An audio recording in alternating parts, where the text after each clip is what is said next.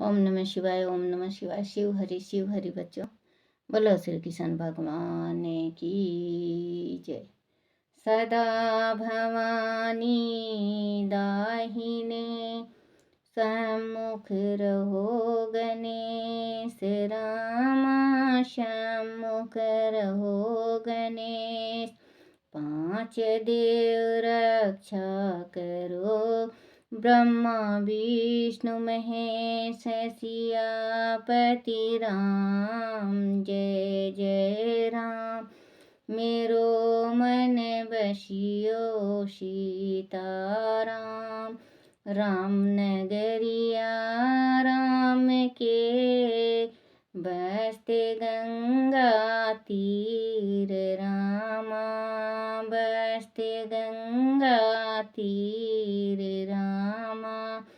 चौकी हनुमत वीर की राम जी, चौकी हनुमत वीर की। बोलो सियापति रामचंद्र भगवान की जय।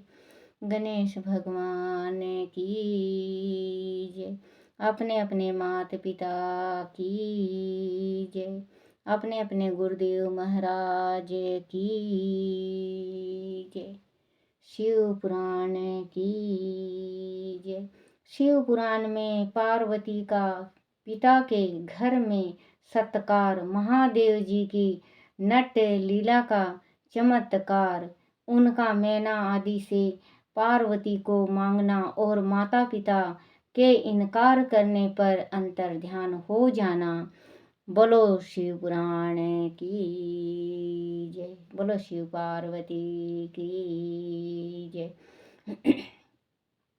ब्रह्मा जी कहते हैं, नारद, भगवान शंकर के अपने स्थान को चले जाने पर सखियों सहित पार्वती भी अपने रूप को सफल करके महादेव जी का नाम लेती हुई पिताजी के घर चली गई। पार्वती का आगमन सुनकर मैना और हिमालय दीप रथ पर आरूढ़ हो हर्ष से विह्वल होकर उनकी आगवानी के लिए चले। पुरोहित, पुरवासी, अनेक अनेक सखियों तथा अन्य सब संबंधी भी आ पहुँचे। पार्वती के सारे भाई मेनक आदि बड़े हर्ष के साथ जय जयकार करते हुए उन्हें घर ले आने के लिए गए। इसी बीच में पार्वती अपने नगर के निकट आ गई। नगर में प्रवेश करते समय शिवा देवी ने माता पिता को देखा, जो अत्यंत बच्चों पार्वती माता तपस्या करके और वर लेके घर वापसी आई। माता पिता का खुशी का ठिकाना नहीं। क्योंकि देखो बच्चों, अगर हमारे बच्चे कुश्ती में, कबड्डी में, खो में, किसी किसी चीज़ में जाते हैं, बॉक्सिंग में, कराटे में, तो बच्चों जब हमारे बच्चे जीत के आते हैं या वैसे आते हैं तो उस गांव से पूरा ही, जैसे कि जो खुशी चाहता है, जो खुशी मनाता है, जिसके दिल में खुशी है, वो सारे उस बच्ची से मिलने के वास्ते आते हैं। वैसे ही पार्वती ने अपना तप पूर्ण करके जिस टाइम मतलब उस गांव में, शहर में अपने घर माँ पार्वती आई, तो रास्ते ही में सारे जने जो जैसा था वैसे ही भाज के दौड़ के माँ पार्वती से मिलने आए। उनके परिवार वालों ने ये कहा कि धन हमारा तकदीर, जो आपने इतना बड़ा हमारा मतलब नाम रोशन किया है, जो आपने हमारे कुल का नाम रोशन किया है। तो वही कहते हैं बेटा कि आजकल बेटा बेटी में भेद नहीं रखना चाहिए, क्योंकि बेटी भी नाम रोशन कर देती है अपने कुल का, और बेटा भी कुल का रोशन करता है, नाम रोशन। तो पार्वती के मतलब जिस टाइम पार्वती आई तो सारे जने पुरोहित समेत हिमालय पार्वती से मिलने गए। छाती से लगा लिया उन्होंने, उनको प्यार किया और हाल चाल पूछे और अपने घर ले आएंगे। तो हुए उन्हें घर ले आने के लिए। इस बीच में पार्वती अपने नगर के निकट आ गई। नगर में प्रवेश करते समय शिवा देवी ने माता पिता को देखा, जो अत्यंत अंत अंत अत्यंत प्रसन्न और हर्ष से विहल चित्त होकर दौड़ चले चले आ रहे थे। उन्हें देखकर हर्ष से भरी हुई काली ने सखियों सहित प्रणाम किया। माता पिता ने पूर्ण रूप से आशीर्वाद दे पुत्री को छाती से लगा लिया और ओ मेरी बच्ची ऐसा कहकर प्रेम से विहल हो रोने लगे। देखो बच्चों, जिस टाइम पार्वती तपस्या करके आई, माता पिता इतने खुश हुए, दौड़ के उनको छाती से लगाया और ओ मेरी बच्ची कहा उन्होंने, और अब छाती से लगा लिया। क्योंकि बेटा बेटी में कोई भेद नहीं करना चाहिए। जितना दर्द बेटा से मिलता है उतना ही बेटी से मिलता है। ये नहीं कि बेटा दर्द नहीं दे के पैदा लेता और बेटी दर्द दे के पैदा लेती है। बेटी किसी के घर का कहते हैं ना कि उठा के नहीं ले जाती। बेटी वो चीज है, गाय, बेटी को गाय कहा गया है। क्योंकि बेटी, अब देखो बच्चों, थोड़ा सा बदल गया है, जो सिस्टम है वो बदल गया थोड़ा सा। नहीं तो पहले तो जो था बेटा, जैसे माँ बाप जिस लड़के के साथ शादी करते, जैसा घर बार देखते, वैसे ही उसको वो अपना लेती। अब तो बच्चे देखो, रिश्ता होता है तो रिश्ता से लेके चाहे 2 महीना का हो, 4 महीने का हो, तो आपस में बात करने लगते हैं। पहले तो बच्चे, जैसे हमारी शादी हुई थी, हमारी सासी देख के आई थी और पसंद करके आ गई थी, और मेरे पिताजी आए थे पसंद करके और रोक गए थे। साल बाद हमारी शादी हुई, साल बाद हम मिले इनसे। तो बच्चों, अब तो फोन ही में हो जाता है, और ये फोन में क्या कहते हैं, फोटो, क्या क्या तो कहते हैं बेटा, जो आपस में बात करते हैं, वीडियो वीडियो करके बात कर लेते हैं। पहले का ज़माना ये नहीं था। पहले का ज़माना ये था बच्चों, आप बुरा मत मानना, मैं थोड़ा थोड़ा पहले ज़माना का भी बताती रहती हूँ आपको। जैसे पहले ज़माना का ये था बच्चों, जैसे कि ससुर जेठ देवर से तो पर्दा था ही। जो पति को रोटी जिमाते और सास को रोटी जिमाते तो घूंघट करके जिमाते थे। अपनी सास के सामने पति अगर बैठा होता तो घूंघट कर पर्दा करते थे। अब तो नहीं रहा रिवाज, पहले बहुत ज़्यादा पर्दे का रिवाज था बेटा। तो जैसे कि पार्वती तपस्या करके आई तो नगर में सारे नगर के जितने भी थे वो सारे खुश हो गए। क्योंकि अपने नगर की लड़की या लड़का कोई जीत के मेडल लेकर आता है तो गाजा बाजा के साथ हम भी लेने के वास्ते जाते हैं और खुशी मनाते हैं कि परमात्मा सबके घर में ऐसा एक संतान दे। वैसे ही माँ माँ मैना और हिमालय और उनके भाई पूरे परिवार खुश हुए और ये कहें कि हमारे कुल का आपने नाम रोशन किया है। छाती से लगा लिया और ओ मेरी बच्ची ऐसा कहकर प्रेम से विहल हो रोने लगे। तत्पश्चात अपने घर की दूसरी दूसरी स्त्रियां तथा भाभियों ने भी बड़े प्रसन्नता के साथ प्रेम पूर्वक उन्हें भुजाओं में भर कर भेटा। देवी तुमने अपने कुल का आदर देवी देवी तुमने अपने कुल का उद्धार करने वाले उत्तम कार्य को अच्छी तरह सिद्ध किया है। तुम्हारे सदाचरण से हम सब लोग पवित्र हो गए। ऐसा कहकर सब लोग हर्ष हर्ष के साथ पार्वती की भूरी भूरी प्रशंसा करते हुए उन्हें प्रणाम करने लगे। लोगों ने चंदन और सुंदर फूलों से शिवा देवी का सना सनाद पूजन किया। उस अवसर पर विमान पर बैठे हुए देवताओं ने पार्वती को नमस्कार करके उन पर फूलों की वर्षा करते हुए स्तुति की। नारद, उस समय तुम भी एक सुंदर रथ पर बिठाकर ब्राह्मण आदि सब लोग नगर में ले गए। फिर ब्राह्मणों सहित तथा दूसरी स्त्रियों ने बड़े आदर के साथ शिवा का घर के भीतर प्रवेश कराया। स्त्रियों ने उनके ऊपर बहुत सी वस्तुएं निछावर की। ब्राह्मणों ने आशीर्वाद दिए।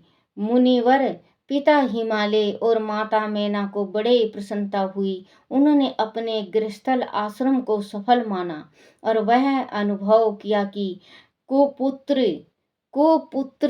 की अपेक्ष पुत्री ही श्रेष्ठ हैं। देखो बच्चों, जो पार्वती थी, हिमालय की पुत्री, मैना की पुत्री, तो इनका सत्कार बहुत धूम धड़ाके से हुआ। और इन्होंने अपना, जो इनके माता पिता थे, जो भाभियां थी, जो अड़ोस पड़ोस के थे, बहुत इसके ऊपर बेल किया, जो वार फेर होता है, वार फेर करके ब्राह्मणों को दान किया। और घर में आके जो इनके कुल देवता था उनके आगे नमस्कार करके उन्होंने ये कहा कि जो पुत्र पैदा करते हैं, तो जैसे कि सुपुत्री, जैसे मतलब कुपुत्र का मतलब होता है जो अपने घर में कलंक लगा दे। बेटा अपने घर में कलंक लगा देता है, उसको कुपुत्र कहते हैं।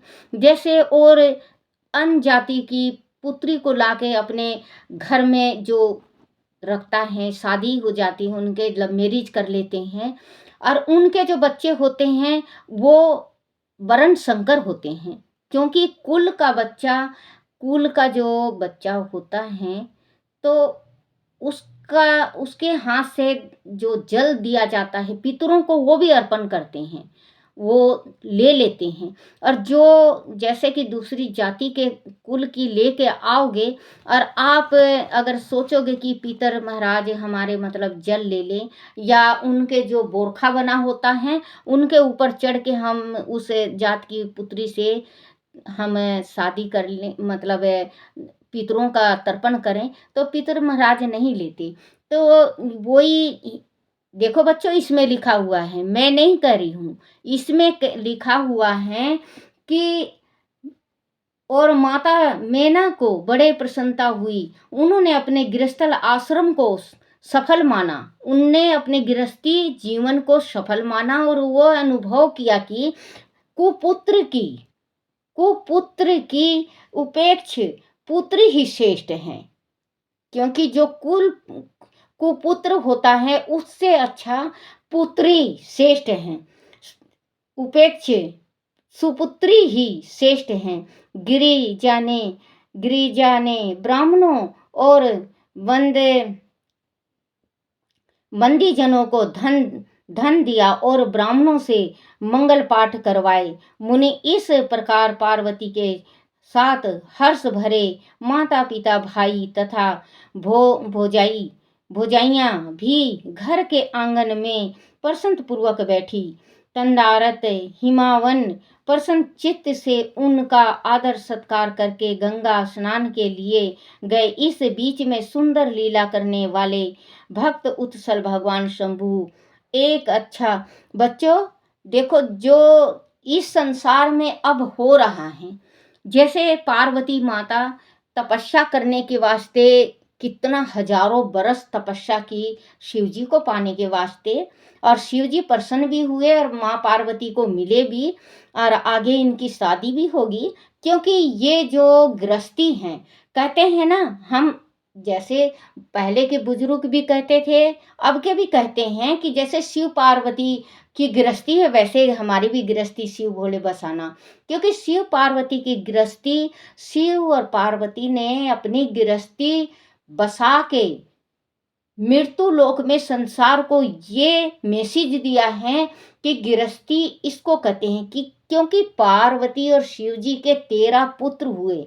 आप बच्चे, आपको पता है कि माँ पार्वती के गर्भ से बच्चा एक भी पैदा नहीं लिया है, एक भी बच्चा गर्भ से पैदा नहीं लिया है।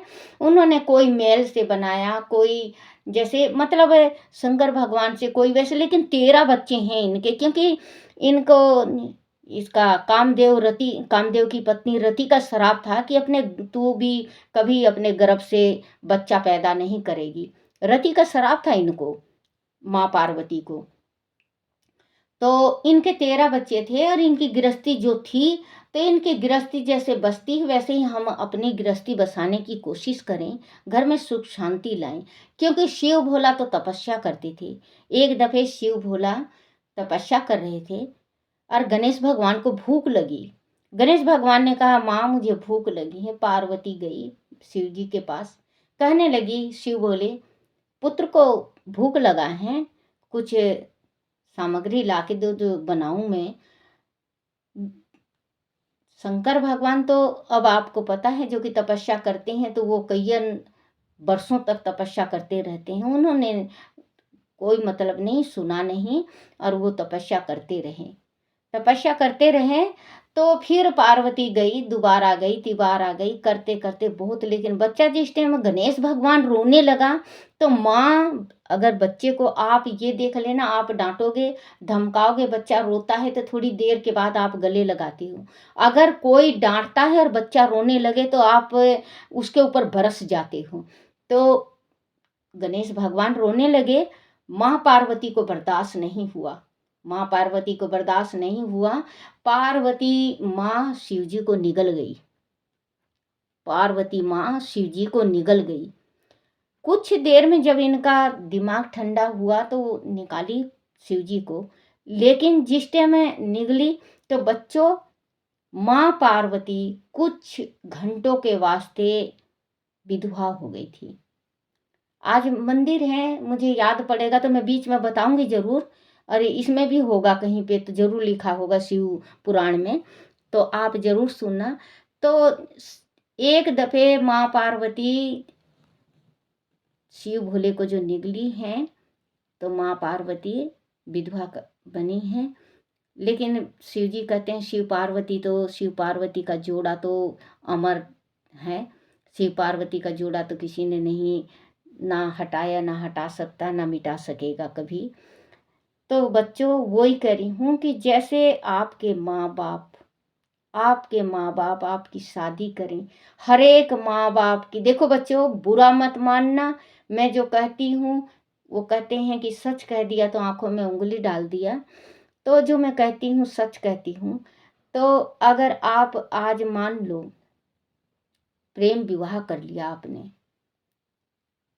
कर लिया, आपके भी बच्चे होंगे बेटा, आजकल 2 बच्चे 1 बच्चे सभी पैदा करते हैं, आपके जिस टाइम बच्चे होंगे, तो आप अपने मन से और दिल से सोचना कि आपके दिल में उस बच्चे की शादी की, उस बच्चे की शादी विवाह की, और उसके पोता पोती की, और जैसे हर एक कुल देवी के मंदिर में गठजोड़े की जात की, और जो लड़का होता है झंडूले की जात की, आपके दिल में कितना कितना सपना सजो लोगे जब आपका बच्चा पैदा लेगा। तो आप ये सोचो कि जिस टाइम मैं पैदा लिया था तो मेरे माता पिता भी ऐसे ही सोचे होंगे कि मैं अपने बेटा का, अपनी बेटी का धूम धड़ाके से अपने कुल में शादी करूँगा, अपने खानदान के पूरे परिवार को बुलाऊंगा, और उन लोग ये कहेंगे, वाह शादी होते ऐसी हो। उनके मन की जो दिल की तमन्ना दिल्ली में रह जाती है, क्योंकि आजकल ज़्यादा बच्चे नहीं होते, 2 या 1 करते हैं। बच्चा बाहर से शादी करके ले आता है, माँ बाप के मन में यही रह जाता है उनका तमन्ना कि मैं अपने बेटा बेटी का शादी नहीं कर सका, क्योंकि मरते दम तक उनके यही रहता है कि हमने अपने बेटा बेटी की शादी नहीं किया, और मरते मरते भी उनके दिल में यही रहता है। तो फिर से बेचारे वो 84 के गोते 84 लाख के गोता लगाते रहते हैं, राम का नाम भूल जाते हैं। कभी अगर पूजा पाठ करने बैठेंगे तो पूजा पाठ में कम ध्यान और अपने बेटा बेटी में ज़्यादा ध्यान हो जाता है उनका। उन लोग यही सोचते रहते हैं कि काश मेरा बेटा बेटी गलत कदम ना उठाते, तो आज हमारे बेटा बेटी का हम भी कन्यादान दे के, बेटी का कन्यादान दे के हम भी गंगा नहाने जाते। देखो बेटियों, आप इस चीज़ की ज़रूर अमल करा करो, क्योंकि इंसान का शरीर एक ही होता है। आप प्रेम जाल में फंस जाती हो। संसार में ऐसे ऐसे देखे हैं मैंने, जो प्रेम शादी करते हैं बहुत कम निभता है उनका। और माँ बाप जो शादी करके लाते हैं उनका 100 का 100 निभता है, क्योंकि माँ बाप छतर छाया हो जाते हैं। इधर लड़की को कोई तकलीफ होता है तो उनके माँ बाप छतर छाया लगाते हैं, और इधर बहू बेटा की लड़ाई हो तो माँ बाप और उनके माँ बाप सारे समझौता करके फिर मना लेते हैं। लेकिन जो प्रेम विवाह होता है उनका ना लड़की के तरफ माँ बाप आगे आते हैं, क्योंकि वो पहले यही कहेंगे बेटी तूने अपनी मर्जी की शादी की है, अपना जीवन तो खुद जी। और इधर बेटा के तरफ माँ बाप कहेंगे कि बेटा कौन सी हमें हमारे से सलाह लिया, हमारे तो मन ही में रह गया कि हम ऐसे करेंगे ऐसे करेंगे। बेटा अब जो तेरी तकदीर में लिखी गई है उस तकदीर को आप तू खुद भुगत। तो बेटा और बेटी, आप ऐसा कदम कभी गलत नहीं उठाना चाहिए। अगर आपको प्रेम भी हो गया है, आपके ऊंचे कुल से प्रेम हो जाता है, और आप अपनी सारी बात आप माँ से बाप से करो, अगर उनकी इच्छा हो, वो अगर शादी करते हैं, अगर परिवार की इच्छा है और वो शादी करते हैं, तो बच्चों इसमें कोई दोष नहीं होता, कोई दोष नहीं होता। दोष उस टाइम आता है, दोष उस टाइम होता है जिस टाइम आप खुद शादी करके अपने माँ बाप को वंचित रख देते हो। आप अपने माँ बाप के खुशी का ध्यान नहीं देखते, आप अपने रिश्तेदारों का ताना अपने माँ बाप के, क्योंकि माँ बाप के ऊपर आता है बच्चों। देखो ये कहेंगे हाँ हाँ, वो तो पहले तो ज्ञान दिया नहीं, पहले तो अपने बच्चे को सुधारा नहीं, अब रो रहा है। पहले तो तेरे बच्चे ऐसे थे वैसे थे। बच्चों 7 कुल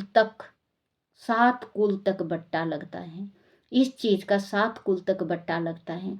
और कभी भी आप एक चीज और ध्यान रखना, कभी भी आप किसी को धोखा मत देना, कभी धोखा मत देना।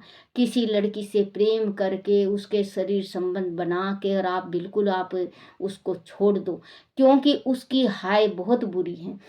सुच्चे रहो, आप पवित्र रहो, बाल ब्रह्मचारी रहो। आपके माता पिता जो शादी करेंगे, आप देखना बेटा आपके गृहस्थी कैसे भगवान बसाते हैं, जैसे शिव जी का गृहस्थी बसा है पार्वती माँ के साथ। 13 पुत्र बच्चे हुए हैं इनके। तो बेटा मैं कह रही हूँ उसका बुरा मत मानना जो मैं कहती हूँ, क्योंकि बेटा मैं जैसे उम्र मेरा 60-65 का हो चुका है, 65 तक का, 64-65 तक का। तो मुझे थोड़ा मतलब ये ऊंच नीच की थोड़ी समझ है, तो मैं आप लोगों को समझाती हूँ। आप लोग अमल करोगे आप लोग सुखी रहोगे, अमल ना करो तो आपकी इच्छा बेटा, अमल करो तो आपकी इच्छा। मैं तो जो ये शिव पुराण पढ़ती हूँ और इसमें थोड़ा सा दिया हुआ होता है, वैसे मैं ज्ञानी नहीं हूँ बेटा, मेरी गृहस्थी है, मैं थोड़ा सा इसमें दिया हुआ होता है उसको मैं समझाती हूँ। हो सकता है देखो बेटा, हो सकता है कि माँ बाप की समझ में आप लोगों के ना आए, और जैसे मैं आज कह रही हूँ और कोई भी कहता है, बहुत हजारों कहते हैं वीडियो में, हजारों लोग कहते हैं। तो आप किसी का भी सुन के आपके दिल में थोड़ा सा टिमटिमाता हुआ अपने माँ बाप की तरफ, अपनी इज्जत अपने खानदान की तरफ आप सोचोगे, तो बच्चों गलत कदम आप नहीं उठाओगे।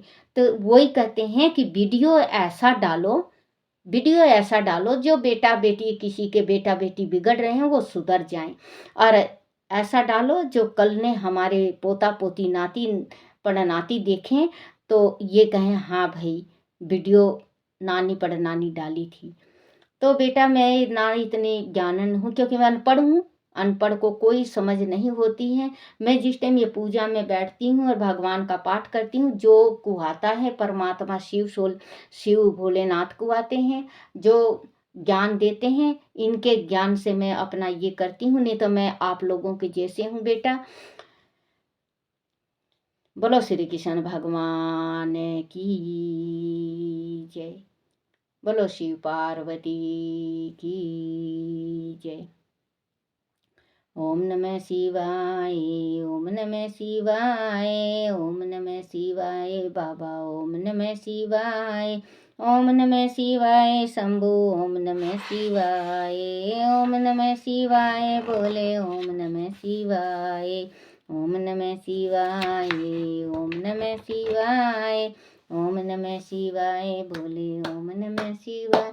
शिवाय नमो, शिवाय नमो, शिवाय नमो, शिवाय नमो, शिवाय नमो।